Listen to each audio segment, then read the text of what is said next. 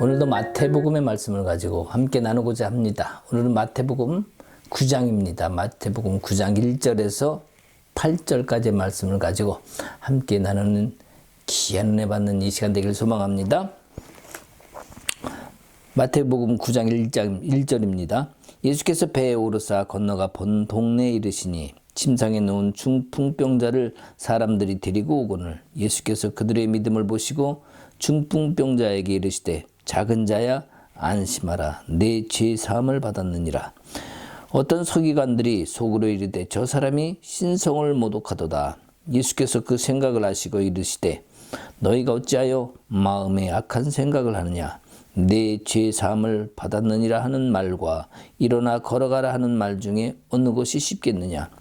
그러나 인자가 세상에서 죄를 사는 능력이 있는 줄을 너희로 알게 하려 하노라 하시고 중풍병자에게 말씀하시되 일어나 내 침상을 가지고 집으로 가라 하시니 그가 일어나 집으로 돌아가거늘 무리가 보고 두려워하며 이런 권능을 사람에게 주신 하나님께 영광을 돌리니라. 아멘.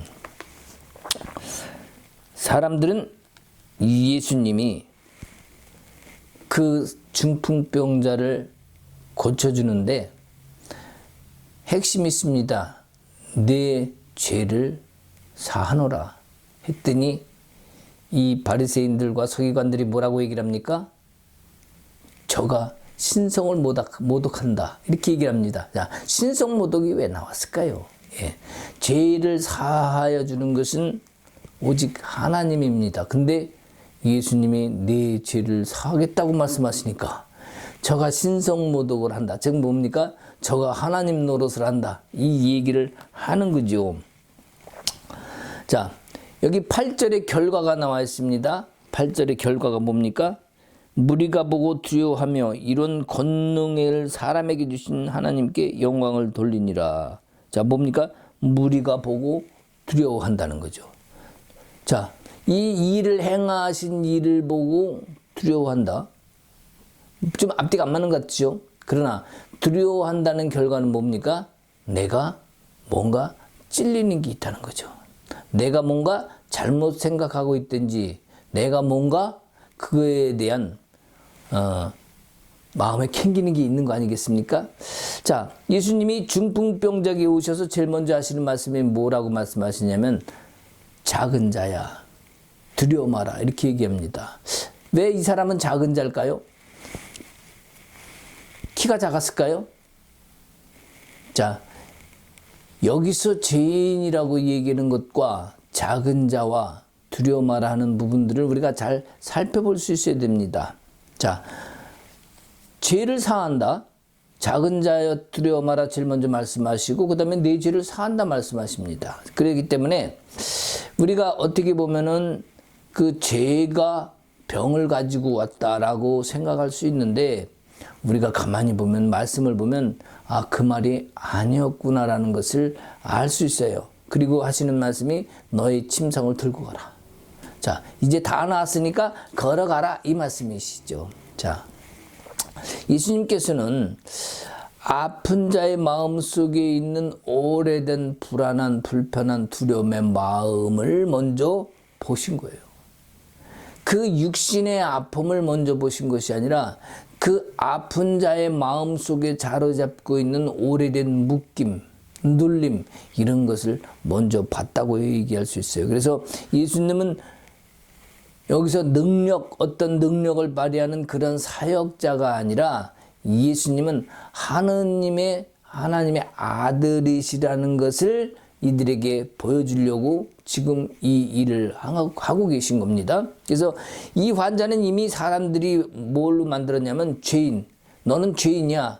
너는 죄를 졌기 때문에 중풍병이 걸린 거야 라고 정죄를 해버린 거예요. 자, 이 사람은 분명히 이스라엘 사람입니다. 이 사람은 분명히 나도 이스라엘 사람이야. 나도 하나님의 백성이야 라고 생각을 했을 거예요. 근데 이 병이 왔으니 내가 본백성인들, 이스라엘 사람인들, 하나님한테 선택을 받은 그것이 이 사람 자신한테는 무슨 의미가 있겠습니까? 다른 사람들로부터 다 정죄받았어요. 소외당했어요. 그리고 사람 취급도 못 받고 무시당했어요. 자, 그렇다면 이 사람의 마음은 어땠을까요?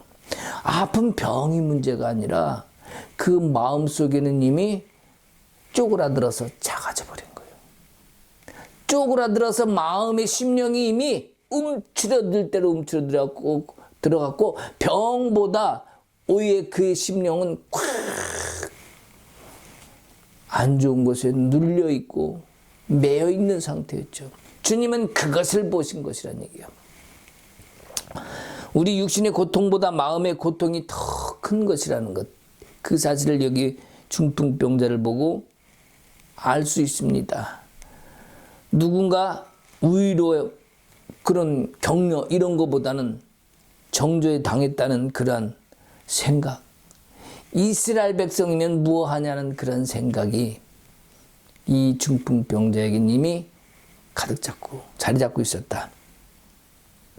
그러면 우리가 예수님만큼은 그 사람을 부정하게 보거나 그 사람을 정죄하거나 그 사람을 부담스러워하지도 않고 오히려 평안한 마음을 주십니다. 뭐라고 말씀하셨죠? 아까 처음에 작은 자야 안심하라. 내 죄 사함을 받았느니라. 자, 예수님은 죄인을 구하러 오셨다 그랬죠. 이 뒷절에 보면은 사적인 세리 마태를 부르는데 나는 의인을 구하러 온 것이 아니라 죄인을 구하러 왔다 이렇게 말씀도 하십니다. 자, 그런 것을 봤을 때에 예수님은 중풍병자에게 처음 하신 예수님의 행동이 바로 아버지 하나님의 마음이고 또 그 뜻이고 우리를 향하신 하나님의 모든 것이 담겨 있다고 봐야 됩니다. 그렇지 않겠습니까? 의인인 척하지만 실제는 의인도 되지 못하고 죄인인데 우리는 죄인을 서로 정죄합니다. 너는 이래서 안 좋고 너는 너 이래서 죄 받은 거고, 그죠? 근데 이러한 죄인을 구원하러 오신 예수님, 그 예수님이 오랜 세월 동안 이 어깨에 멍에로 짊어진 그것을 갖다가 주님이 풀어주기를 원하시는 거예요. 자, 그러면 그 오랜 세월 동안 어깨에 그냥 얹혀진 것이 아니라 마치 십자가에 못 박힌 것처럼 이 어깨에 못으로 꽝꽝꽝 받아줘서 점점 주저앉습니다. 점점 내려앉습니다. 어떻게 됩니까? 점점 작아집니다. 이 작아진 자를 주님이 다시 세워지는, 다시 일으켜 서시는, 그러면서 내가 죄사함을 받았다. 이스라엘 안에 모든 백성들은요, 문둥병, 나병, 어떤 목고병, 목 고칠 불치병이 걸리면 특히 저 사람은 죄인이야 라고 얘기를 합니다. 제자들도 얘기합니다. 성전 문 앞에 앉아있는 안진뱅이에게 물어봅니다. 예수님에게 물어봅니다. 예수님, 저 사람은 조상의 죄입니까? 저 사람의 죄입니까? 자, 예수님이 뭐라고 대답하십니까? 그것이 아니라 하나님께서 영광 받으시기에 저자를 통해서 영광 받고자 하신다고 그러잖아요. 그러니까 죄의 그 문제가 질병으로 다가왔다고 얘기할 것이 아니라 우리 마음속에 있는 병이 더 중요하다는 걸 알아야 돼요. 자, 우리 육신은 건강합니다. 겉으로 보기엔 몰라요. 근데 그 사람 속을 보면은 어떨까요? 아이고 겉으로는 화장을 했습니다. 귀걸이를 이만큼 달았습니다. 물방울 다이얼을 막 끼웠어요. 겉으로 보기에는 하하하 마사지도 많이 하고 피부가 뽀해요. 그러면 아이고 기부인이네요. 잘 살아네요. 복 많이 받았나 봐요. 이럴 줄 몰라요. 그죠? 근데 그 사람 안을 가만히 집에 가서 봤더니 어때요? 아이고 지옥이 따로 없어. 그런 경우 많습니다. 육신이 불편하다고 영혼까지 불편하거나 마음이 가난한 자가 아니라는 거예요. 그렇지 않을 수 있다는 거예요. 육신은 건강한데 그 속은 썩어 들어갈 수가 있다니까요. 우리는 육신의 겉모양을 가지고 판단해서도 안 됩니다. 또한 설사 우리가 어떤 영혼의 불편함 때문에 고통스러워하고 있는 사람한테 또한 그 사람을 정죄해도 안 됩니다. 우리 예수님이 그렇게 하질 않으셨기 때문이죠.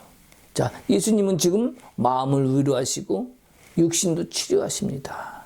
이것이 바로 우리 예수님이시죠. 자, 만약에 우리가 이 말의 뜻을 잘 알아듣는 사람을 찾는다. 즉 뭐냐면 작은 자여 안심하라.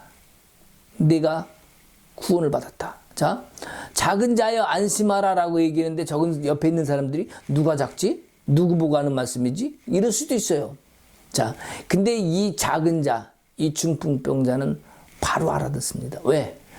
자기는 정말 영혼이 작아진 것뿐만 아니라 마음이 불편하고 사람들 앞에 나서지도 못하고 항상 구석방에서 소외받은 사람처럼, 만약에 가족이 있더라도 가족 가운데서도 한 뒷방에 물려 있어갖고 앞으로 나서지 못하는 그런 상황 속에 있었을 거예요.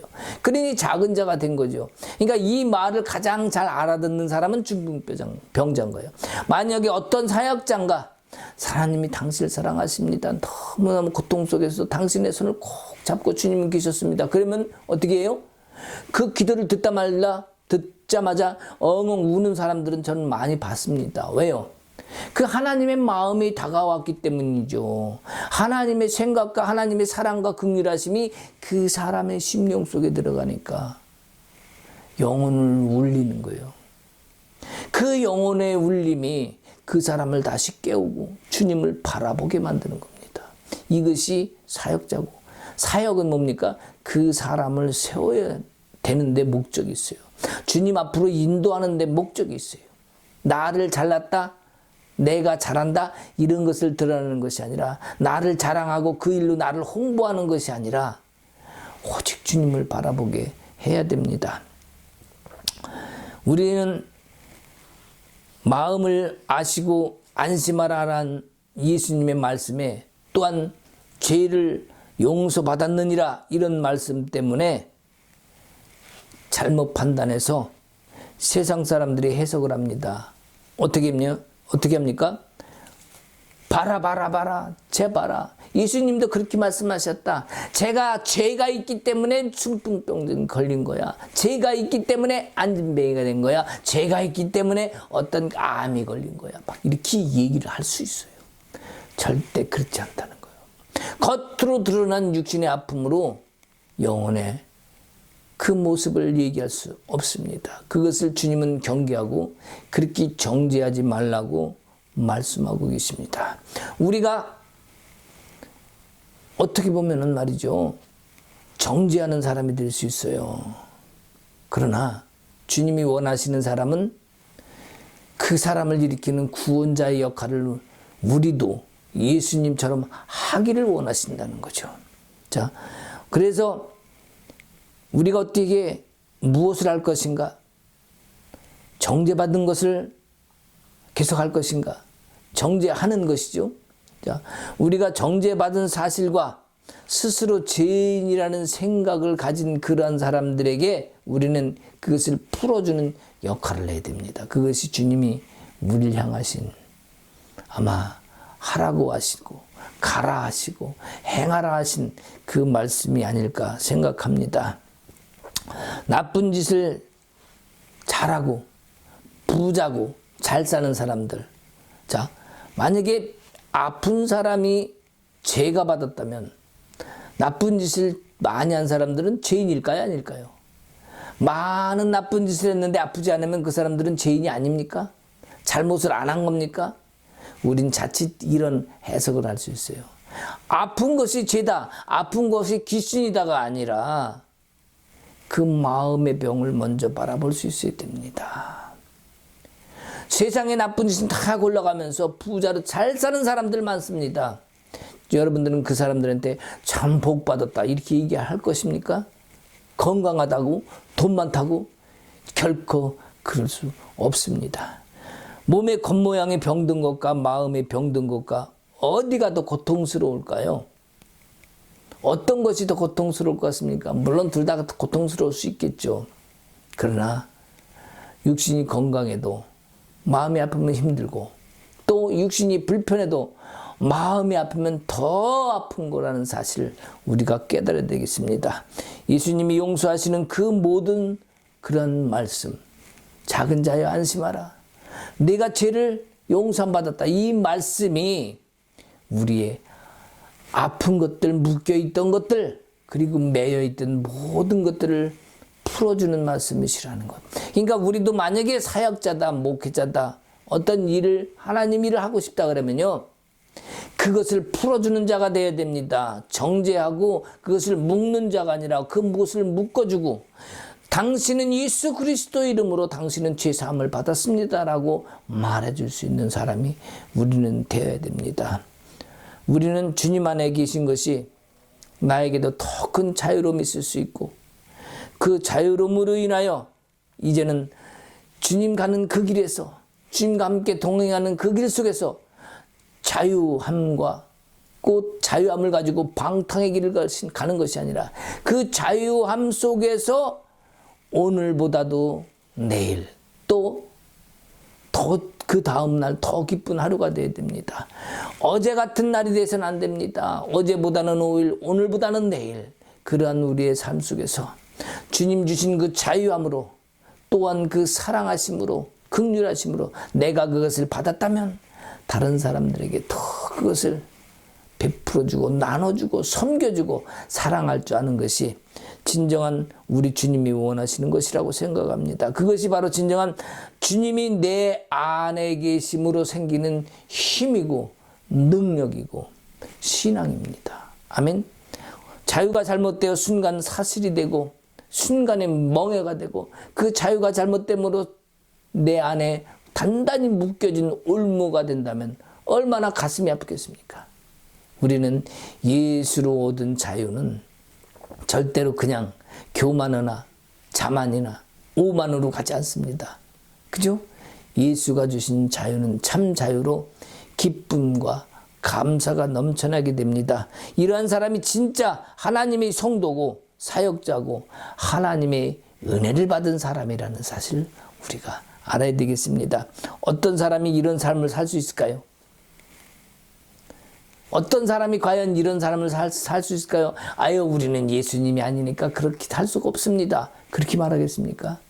우리 속에 있는 그 강팍하고 날카로움을 다 걷어내고 정말 주님의 마음으로, 주님 같은 깊은 용서로, 그러한 하나님께, 주님께로 가는 그 길을 간다면 우리는 바로 작은 예수의 길을 가는 겁니다. 예수님이 십자가 상에서 용서하셨던 것처럼, 아버지, 저들이 자기가 하는 일들을 알지 못합니다. 저들의 죄를 용서해 주십소서. 그렇게 예수님도 그렇게 말씀하셨던 것처럼 우리도 다른 사람을 용서할 수 있어야 됩니다. 오늘 여기 본문의 말씀의 주제가 이스라엘이 정죄해 놓은 사람들, 예루살렘 사람들, 제사장들, 서기관들이 정죄해 놓고 넌 죄인이야 라고 얘기했던 그 정죄해 놓은 사람들을 예수님이 풀어주고 계신, 구원하고 계신 이 장면입니다.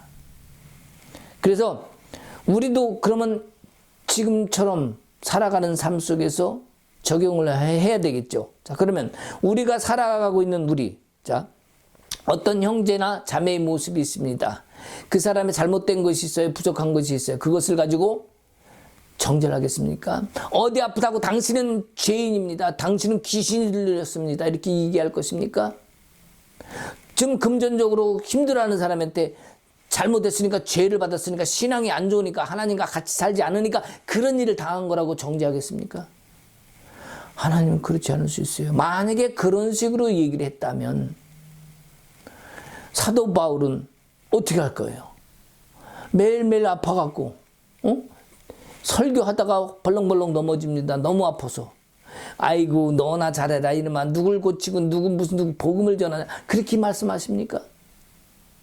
그럴 수 없죠.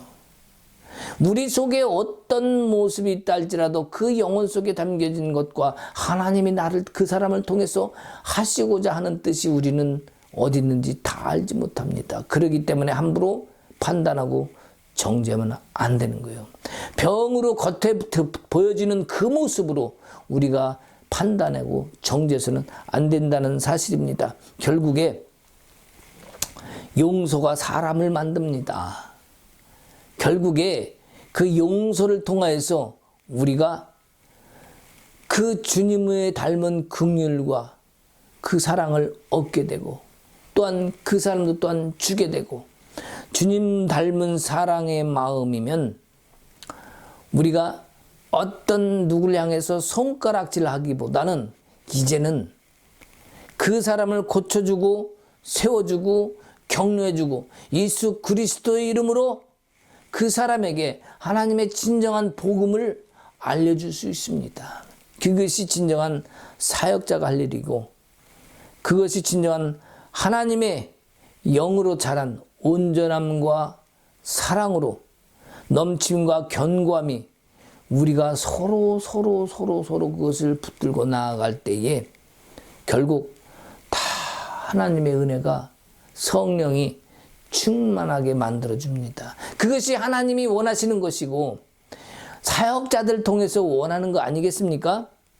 그럴 때 우리가 주님의 신부로 간다 이렇게 얘기할 수 있습니다. 주님의 신부는 누가 주님의 신부입니까? 주님과 동등함을 이루는 사람입니다. 주님과 이렇게 차별이 나는데 어떻게 신부가 될 수 있어요?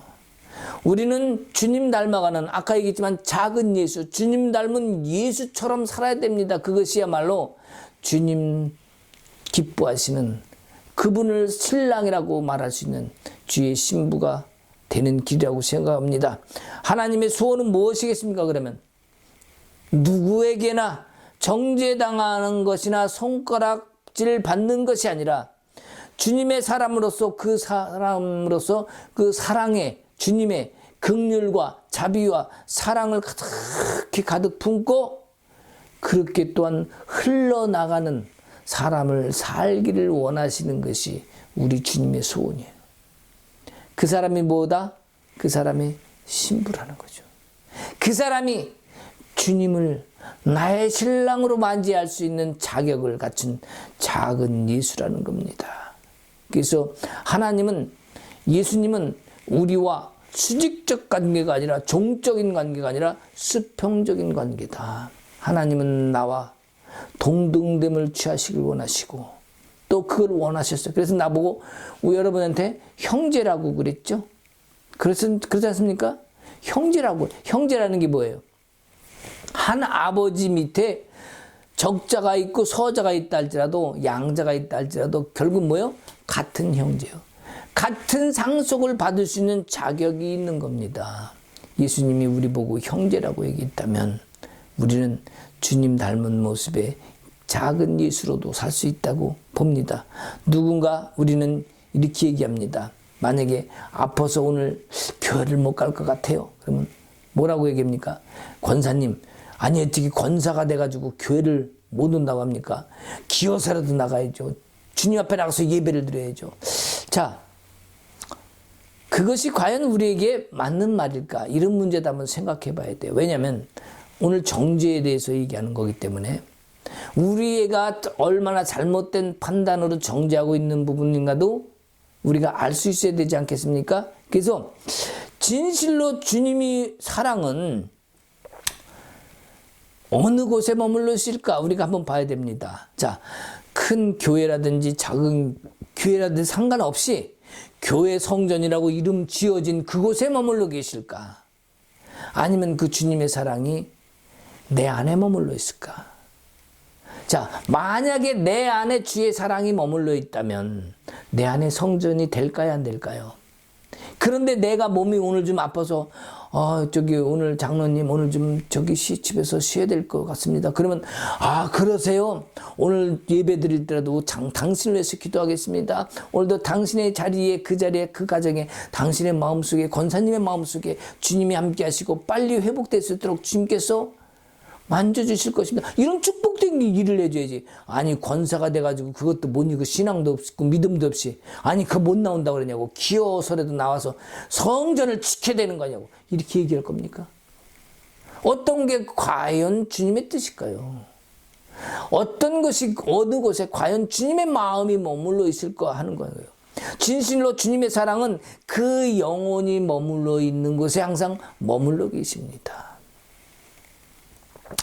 그래서 혹시라도 우리가 그런 마음을 가졌던 적이 있었다면 이 시간 회개하시기 바랍니다. 이 시간 주님 앞에 무릎 꿇으시기 바랍니다. 결국 내가 정죄하는 자였었구나라는 것을 인정하시는 여러분 되시길 바랍니다. 그러면 진짜 신앙은 무엇일까요? 진짜 신앙은 위대하고 그 안에 계신 예수님은 결코 작지 않을 거예요. 진짜 신앙은 예수를 품고 있는 자입니다. 진짜 신앙은 예수님을 예수로 인정하고 예수님을 예수님답게 해드리는 사람이에요. 진짜 신앙은 겉으로 모양으로 나타나는 것이 아니라 우리 심령 속에 예수를 담은 사람 아니겠습니까? 그러니까 예배를 어디에 드리든 그거 중요하지 않아요. 그렇다고 해서 교회 가지 말라 그런 얘기 아닙니다. 예, 우리에게는 같이 성도들이 교제하고 함께 연합해서 주님의 선한 뜻을 이루어야 될 의무도 있습니다. 책임도 있습니다. 또한 같이 함께 주님을 찬양하는 얼마나 귀한 거예요. 문제는 뭐예요? 본질이 어디 있느냐 그걸 얘기하고 있는 겁니다. 하나님의 본질, 하나님의 사랑의 본질, 하나님의 임재의 본질이 어떤 건물이라든지 우리가 말하는 형식이나 우리가 세워두고 정하여 준 그곳에 있지 않고 하나님은 하나님이 머물고 싶은 그 심령 속에 먼저 계시다는 사실을 우리가 알자 이겁니다. 자, 사람은 힘든 아픔은 여러 가지가 있겠죠. 그러나 중풍병이라는 것은 참으로 안타깝고 힘든 병입니다. 그러한 질병 속에 있을 때 우리는 좌절하기 쉽습니다. 저도 중풍병에 걸렸다고 얘기했었죠. 걸렸었다고. 한 2016년에 그랬었습니다. 2016년 6월 6일 날이었었는데 제가 중풍으로 쓰러졌습니다. 스트로크가 와가지고 이 반이 완전히 마비됐었습니다. 자, 그때에 저는 좌절하고 이제는 죽었구나, 인생 끝이로구나 라고 생각을 했을까요, 안 했을까요? 근데 제가 거짓말 같은 사실인데 전 그런 생각을 한 적이 없습니다. 왜? 하나님이 고쳐주실 것을 믿었기 때문에, 하나님이 나를 통해서 무엇을 원하고 계신지를 정확하게 알았기 때문이죠. 그러면서 주신 말씀이 있었습니다. 내가 아픈 자의 마음을 아느냐? 그렇겠구나. 만약에 이것이 이대로 있다면 정말 아프고 힘들겠구나. 그러면서 내게 주신 아픔, 이 반이 완전히 마비되니까 일어설 수가 없습니다. 한 다리로, 한 손으로는 아무것도 할 수가 없대요. 누워서는 할 수 있는데 앉을 수가 없더라고. 말도 한쪽이 마비가 되니까 반쪽 갖고 말이 안 나와요. 발음이 잘 안 돼요. 근데도 불구하고 좌절하거나 슬퍼하거나 그러기보다 오히려 주님께 그 상황조차도 찬송으로 올려드렸어요. 그 상황조차도 감사드렸어요. 이쪽은 감각도 없고 움직이지 않지만 이 한 손을 들으면서 이 손을 주신 주님 감사합니다. 이 찬송이 저절로 나오더라고요. 아픈 사람은 항상 자기의 상황에 바라보면서 좌절할 수밖에 없습니다, 원래. 그러나 주님을 맛본 사람은 그렇지 않을 수도 있다는 거. 왜? 주님이 전능하신 하나님이시고 주님이 일하시는 하나님을 보고 무언가를 살아왔다면 그 사람은 주님이 또한 나를 치유하시거나 회복하실 것을 안다는 사실입니다. 그래서 우리는 때로는 증거가 필요하고 때로는 경험도 필요한 거예요. 그러나 그 경험이 결국 우리를 어떻게 만들지는 못합니다. 기적이 우리를 바꿀 것 같죠. 기적을 주면은 예수를 잘 믿을 것 같죠. 절대 그렇지 않습니다. 하나님의 능력과 기적이 나타났어도 이스라엘 백성들은 계속 배신했습니다. 하나님을 등졌습니다. 우리도 어떤 기적을 바라본다면 그것만 맛보고 돌아설 수 있어요.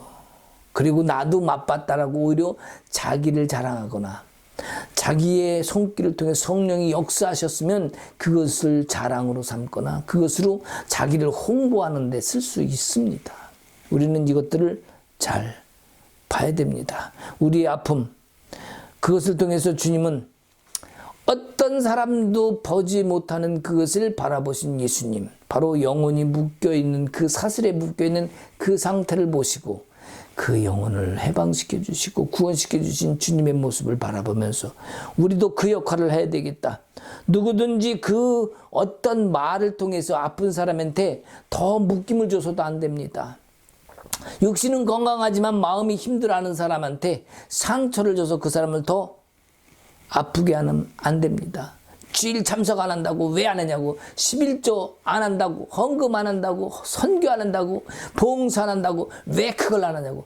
그걸 좋습니다. 그것도 다 귀한 은혜죠. 그것을 낮다고 작다고 안 된다고 하는 얘기가 아니라 지금 우리 하나님이 원하시는 본질을 얘기하고 있는 겁니다. 무슨 얘기인지 이해가 가시겠죠? 그래서 우리는 어떤 상황 속에서도 사역자다, 목사라고 해서 함부로 얘기하면 안 된다는 사실이죠. 목사는 돈 벌러 가면 안 됩니까? 저도 일합니다. 왜요? 먹고 살아야죠. 주님, 까마귀가 와서 먹을 걸 물어다 주게 해주시옵소서. 배가 고픕니다. 안 옵니다. 내가 손이 있다면 일을 하면서, 자, 우리는 사역의 현장 얘기합니다. 하나님이 콜링하셨습니다. 사역을 해야 됩니다. 진학을 가야 됩니다. 목회를 해야 됩니다. 전도사가 돼야 됩니다. 선교사가 돼야 됩니다. 자, 우리는 사역이 어떤 장소를 가야 되거나 무엇을 해야 된다고 생각하는 수가 있어요. 자, 우리 잘 생각해 봅시다. 내가 사역자요. 그러면 내가 어디부터 사역을 해야 됩니까? 신학교를 가야 됩니까? 사역자가 되기 위해서는? 아니죠. 내 가정이 사역자가 되어야 됩니다. 내 사랑하는 자녀에게 하나님은 이런 분이시라는 걸 알려줘야 되고, 예배가 무엇인지를 알려야 되고, 하나님이 살아계심을 알려줘야 되는데, 자, 능력을 받았다. 아빠가 능력이 있다. 엄마가 능력이 있다. 이런 걸 알려줍니까? 아니요. 사역은 그게 사역이 아니라 내 안에 계신 예수 그리스도를 증거할 수 있는 힘. 즉 뭐예요? 주님의 마음, 주님의 성품, 그런 것들이자 긍휼하심, 사랑하심, 자비로움. 자, 자녀에게 먼저 풀어줘봐요. 우리 아빠는 정말 최고야. 자, 우리 아빠는 교회 가서 장로인데 교회 가서는 주님 이런데 집에 오면 그냥 아이고 입에서 막 욕이 나오고 성질만 막 내고 말이야. 아이고 저런 사람이 무슨 장로야. 아유, 난 교회 안 갈래. 예수 안 믿어. 자, 이럴 수 있어요. 자, 직장을 갔습니다. 저 사람은 예수 믿는 사람, 예수 믿으세요, 예수 믿으세요 했는데 보면은 아주 이간질만 하고 말이죠. 자기 이득되는 것만 쫓아다니고 말이죠. 뭐하 그래 막 승질내고 말이죠. 아이고 예수, 에이라이 너나 가져라. 저 사람은 불교 믿는데 보면 말이죠. 그랬어요. 아프다 그러면 그냥 막 먹을 것도 갖다 주고. 당신 참 감사합니다. 아니에요. 오히려 예수의 마음이 불교 믿는 사람한테 더 있어. 이게 어떻게 된 거예요? 그럴 수 있습니다. 그러니까 겉의 모양으로 이루어지는 신앙이 아니라 우리에게는 정말 예수를 담은 그 모습으로 나아가야 됩니다. 11조 안 한다? 그러면 하나님이 징계합니다. 그런 얘기하지 마시오. 우리의 마음에서 우러나는 정말 감사로 드러나는 것이 헌금이고 헌신이고 그 어떤 주님께 봉사하고 충성이고 그런 것이지 겉으로 드러난 어떤 바치고 일하고 그런 것으로 평가하면 안 됩니다. 이것도 뭐예요? 다 뭐예요? 정죄하는 거죠. 우리 주님 뜻이 아닐 수 있다는 사실입니다. 내가 어디 직장에서 일을 한다. 그럼 그 직장에서 일하는 그곳에서 내가 믿는 사람으로서 하나님의 사람으로서 신앙인으로서 내 안에서 생명수가 흘러나와야 돼요. 주님의 모습들이 보여야 돼. 그리스도의 사랑이 나가야 돼요. 내가 조금 손해봐도 그 사람들을 더 사랑으로 섬겨주고 그럴 때 저 사람은 뭐가 달라. 그것이 진정한 그리스도의 힘입니다. 그것이 진정한 신앙이고 주님이 원하는 것이 그런 거라는 것이죠. 그 하나님 아버지의 긍휼과 사랑을 가지고 그 병자에게, 중풍병자에게 말한 겁니다. 침상을 들고 일어나 걸어가라. 그 일을 하게 하신 하나님께 영광을 돌리게 했습니다. 당신이 영광 받거나 당신이 우러름 받으려고 나 바라봐라, 나 이런 사람이야, 이렇게 안 하셨어요. 그 주님의 마음이 아버지 마음과 같지 않겠어요? 어떤 드러난 모습을 가지고 우리가 아픈 사람을 붙잡아도 안 됩니다. 신앙을 가지고 휘둘러도 안 됩니다. 내게 나타난 능력을 가지고 다른 사람을 굴복시키려고 해서도 안 됩니다. 사역자의 결과가 사람의 주목받는 일이 되지 않게 해야 됩니다. 예수님도 당신이 주목받지 않았어요. 그것이 진정한 예수가 복음일 수밖에 없는 사실이고, 우리도 예수의 복음을 정말 전해갔다고 하면 예수님처럼 해야 됩니다. 우리가 삶의 문제를 아파하고 힘들어하는 과정에서 내가 빼앗겼던 것들 있죠. 힘든 것들 있었죠. 아픈 것들 있었죠. 자, 우리가 그런 것이 있음에도 불구하고 정말 주님의 마음이 없이, 또 그 사람을 세우는 것 없이 치유를 한다. 그러면 치유 그 사역, 그 집회 자체가 불법이 될 수 있다는 사실, 우리는 다시 한번 깨달았으면 좋겠습니다. 우리 진실로 예수가 우리가 행한 일, 우리가 이룬 일의 결과라면 분명히 주님은 그 일을 통해서 기뻐함을 받으실 것입니다. 그리고 내가 한 일에 대해서 평생 주님과 같이 동행하는 그런 삶을 살 것입니다. 왜요? 그런 사람은 손을 주님이 꼭 붙잡아 주실 테니까. 그 길에서 우리는 감사와 찬송을 해야 될 줄 믿습니다. 그런 주님이 우리 심령 속에 살아있다면, 우리가 아팠어도 고침을 받았어요. 자, 근데 고침을 받았는데 다시 또 아파. 그랬다 할지라도 그 가운데서도 그 병이 다시 왔어도 예전의 마음과는 분명히 다를 거예요. 왜? 이미 아팠던 그 모습 하나로, 즉 말하면 그 아팠던 그 모습을 가지고 그 모습을 도구 삼아 주님께로 갔으니, 이제 주님의 마음이 심장의 속에 꽉 있으니까 다시 아픔이 온다 할지라도 그걸 가지고 힘들어하지 않을 수 있어요. 그리 아니하실지라도 그 믿음은 바로 나의 어떠한 나타난 걸 통해서 내 문제가 해결되는 것이 아니라 그저 내 안에 계신 예수 그리스도로 즐거워하고 기뻐할 수 있는 그 신앙이 우리 안에 있을 때, 주님은 또다시 또 다른 나를 통해서 역사하시고 일하신다는 그 사실을 우리가 믿을 수 있길 바랍니다. 그 안에 진정한 자유가 있고 감사함이 있습니다. 그래서 주님은 그 어떤 아픔을 도구 삼아서 일어나길 원하십니다. 그리고 그 도구를 붙잡고 더 주께로 나오기를 주님은 그것을 원하시는 것입니다. 몸과 마음의 고통을 내려놓을 수 있다면 우리의 영혼은 찬송으로 나올 수 있습니다. 참 감사로 나올 수 있습니다. 주 안에서 누리는 참 감사와 기쁨은요, 우리 믿는 성도들의 아름다운 열매입니다. 사랑하는 여러분, 진실로 하나님 나라의 아름다움은 기적이 아닙니다. 그렇게 할 수 없을 것 같고 이해되지 않는 것 같은 상황일지라도 그 속에서 하나님을 경배하는 것, 그 상황 속에서도 하나님께 감사함으로 찬송 돌리는 것, 이것이 하나님 나라의 아름다움입니다. 이것이 엄청난 하늘로부터 내려오는 하늘의 울림이 됩니다. 그러면 그 울림이 내 안의 심령을 깨우고 세우고 앞으로 나아가게 합니다. 어디서? 예수 안에서. 예수 안에서 하는 일들은요, 모든 것을 다 이뤄냅니다. 그래서 그것이 최고 좋은 겁니다. 그래서 하늘의 아름다움이라고 하는 거예요.